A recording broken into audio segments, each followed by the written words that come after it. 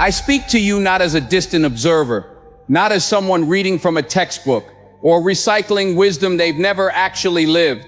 I speak to you as someone who has seen up close, painfully close, what happens to a person who is quietly, secretly, desperately envied by the people standing right next to them. People they called friends, people they called family, people they trusted, people they loved.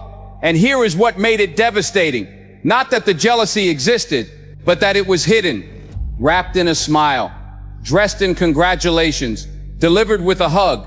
And here is the question I want you to sit with right now. The question that brought you to this video. Why does something feel wrong, even when nothing looks wrong? Stay with me, because what I am about to show you will answer that question completely. 7 signs, 7 unmistakable, undeniable patterns that will tell you with absolute clarity who is standing with you and who is secretly praying for your fall. Sign 1. They compliment you, but something feels off. They say the right things. Oh, wow, congratulations. You deserve it. I'm so happy for you. The words are correct. The words check every box of what a supportive person should say, but you walk away feeling empty, not filled, not celebrated, empty. And you've probably told yourself you're being paranoid. You've told yourself you're reading too much into it. You've silenced that instinct inside you that kept whispering, something is wrong here. But here is what you need to know. The human nervous system is a finely tuned instrument. Before your conscious mind processes a single word, your body, your gut, your chest, your throat has already registered the emotional truth behind what was said. You don't just hear words, you hear frequency. And jealousy has a frequency. Envy has a tone. Hidden resentment carries a vibration that the spoken word cannot fully. Albert Mehrabian, the communication researcher at UCLA, demonstrated that only 7% of emotional meaning is carried in the words themselves. The other 93% lives in tone, expression, body language, timing, and energy.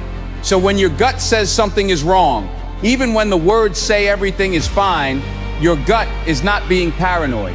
Your gut is being precise. Have you ever received a compliment that felt more like a complaint disguised in nice clothes? That flat smile, that half-second delay before the congratulations, that congratulations that arrived only after someone else said it first, that I'm so proud of you, that somehow left you feeling more alone than before they said it. You were right about what you felt. You are not imagining things, you are reading the room accurately. Here is the power line I need you to hear before we go to the next sign. The person who celebrates you loudly in your face, but can barely hold a genuine smile. They are not celebrating you, they are managing their own jealousy. And the fact that they have to manage it at all tells you everything about how far you've already come. Sign 2, they downplay your achievements. It's subtle. That's what makes it so dangerous. It's not your success is nothing. Nobody with functioning social awareness says that out loud. Instead, it sounds like this. Oh yeah, well, anyone could get that position with the right connections. That's great, but did you hear about what Marcus accomplished? I mean, the market was good for everyone this year. They don't attack your win, they shrink it.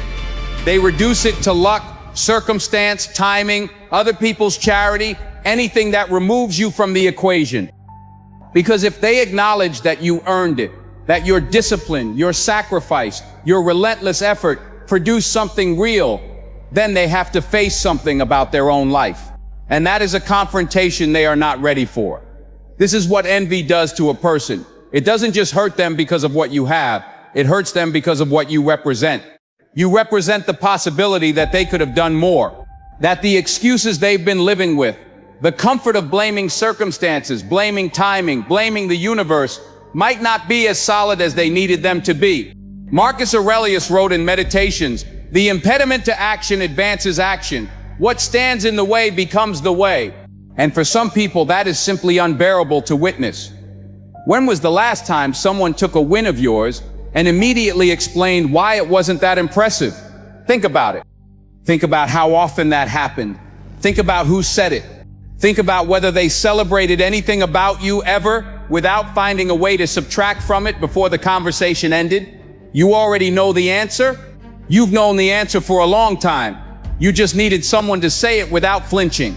The person who cannot celebrate your success without diminishing it is showing you, with devastating clarity, exactly how deep your success has cut them. Not your failure, your success.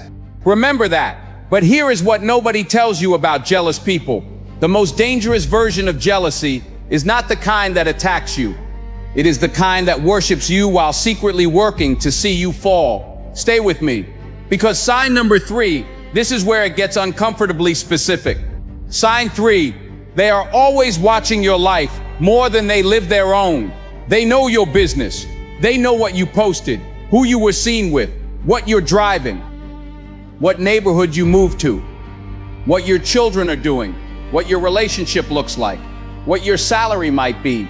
Not because you told them, because they have been watching.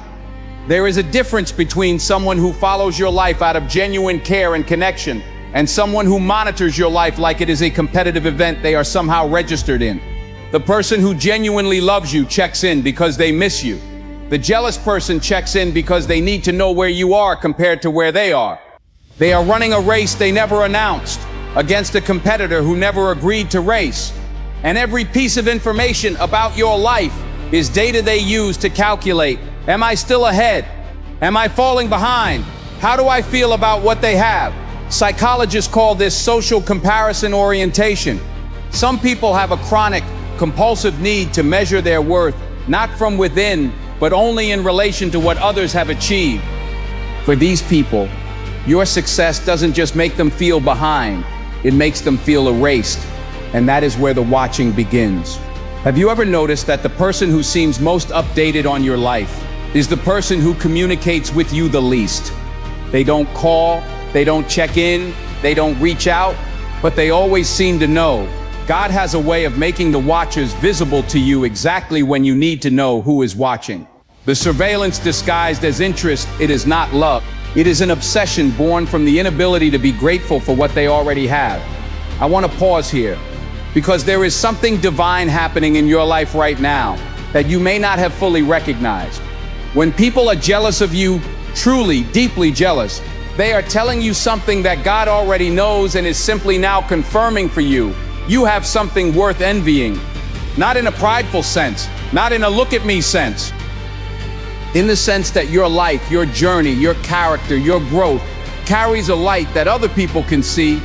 And for those who have not done the work, have not paid the price, have not walked through the fire you've walked through, that light is both magnetic and maddening. The candle does not resent the darkness, the candle simply burns.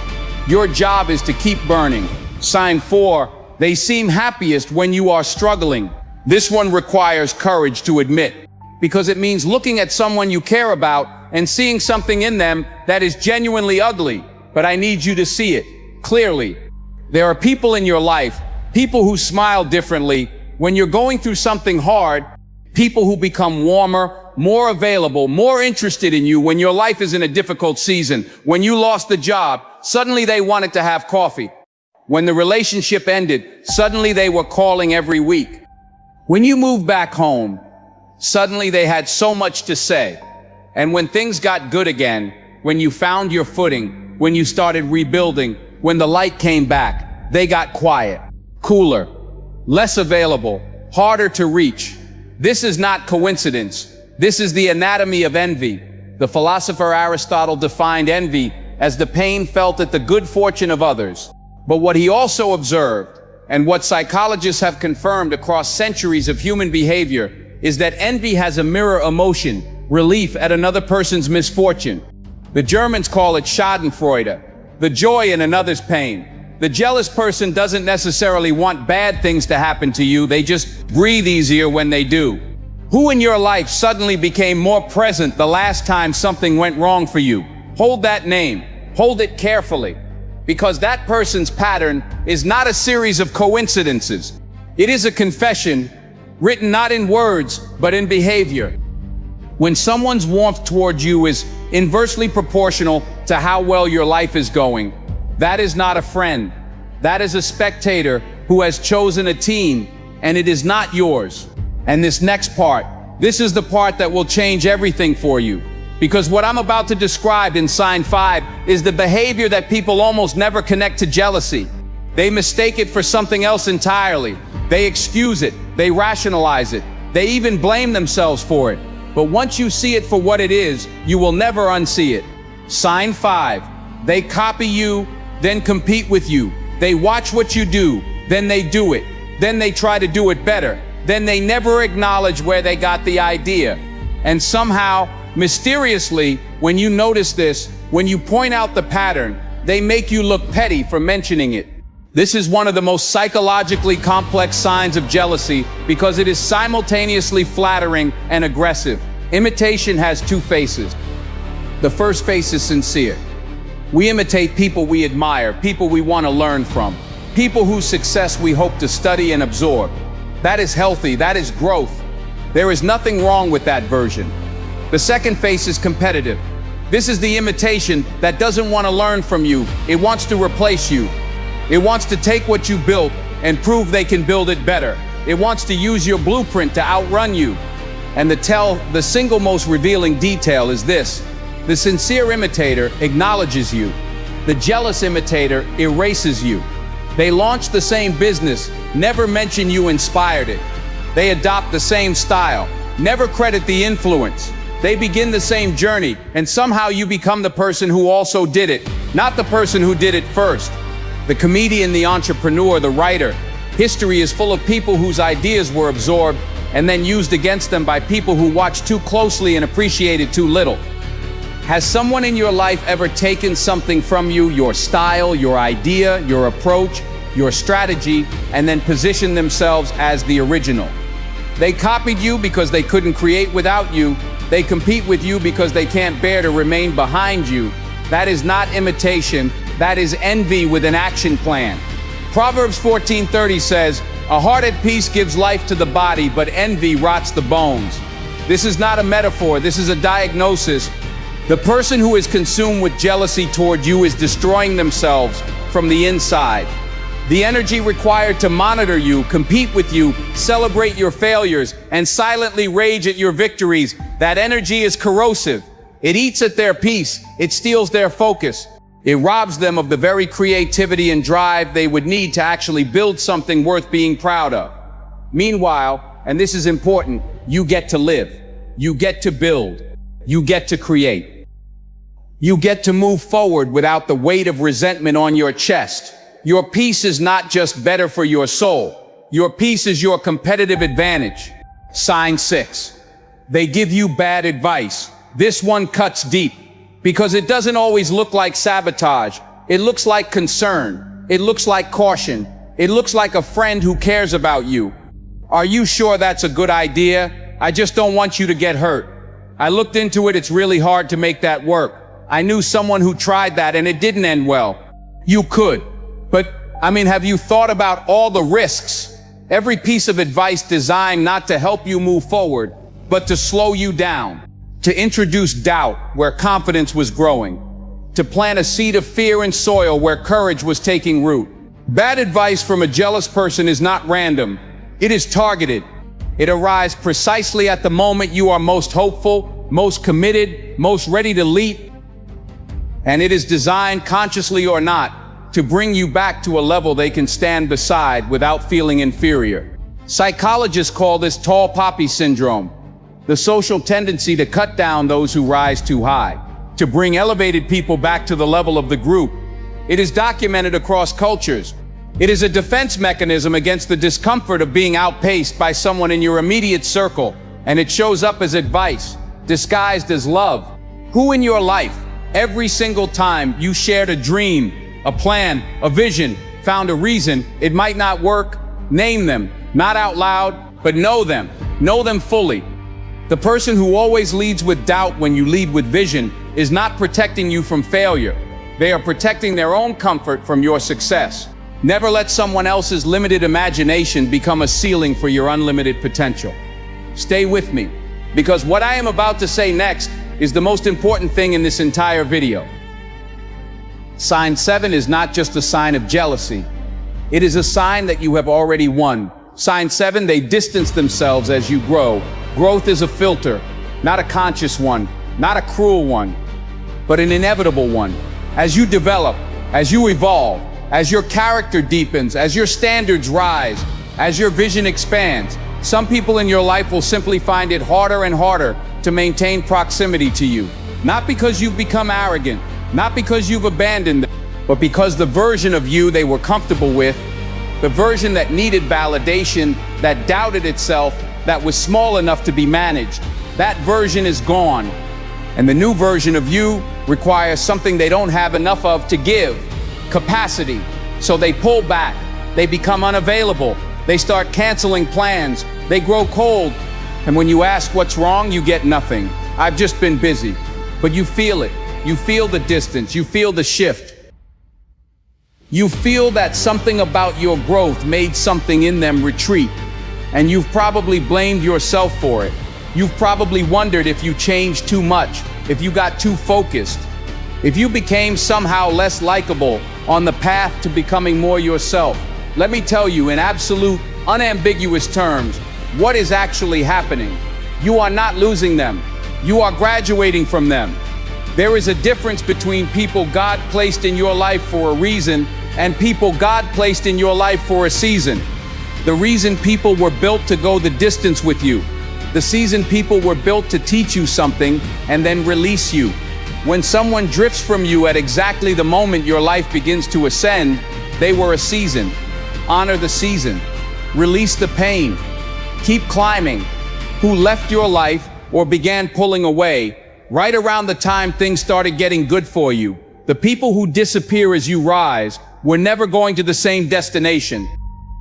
Their departure is not your loss. It is your promotion. It is God clearing the path of everything that cannot handle the altitude you were always destined to reach. I want to close the main body with this. Romans 8:28 says, "And we know that in all things God works for the good of those who love him." All things, not just the victories, not just the answered prayers.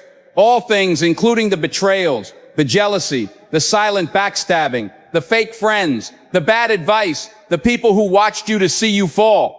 God used every single one of them to build your discernment, to strengthen your character, to teach you where to place your trust, to make you someone who can look at a room full of people and instantly, instinctively know who belongs there and who doesn't. The jealousy of your enemies is not a curse on your life. It is evidence of your anointing. Let me bring this together. 7 signs, 7 unmistakable patterns, 7 ways that jealousy reveals itself in the people closest to you. The compliment that feels hollow, the achievement you've watched someone reduce to luck, the person who monitors your life like a competition, the friend who comes alive when you struggle and disappears when you thrive, the one who took your ideas and tried to outrun you with them, the advisor who always leads with doubt, and the one who grew cold and distant the moment your life started to ascend. You have seen these patterns. You have lived these patterns. You knew something was wrong. You questioned your instincts. You made excuses for them. You told yourself you were being oversensitive, but you were not.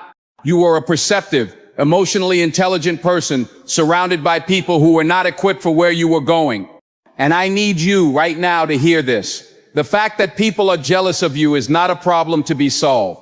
It is a destiny to be embraced.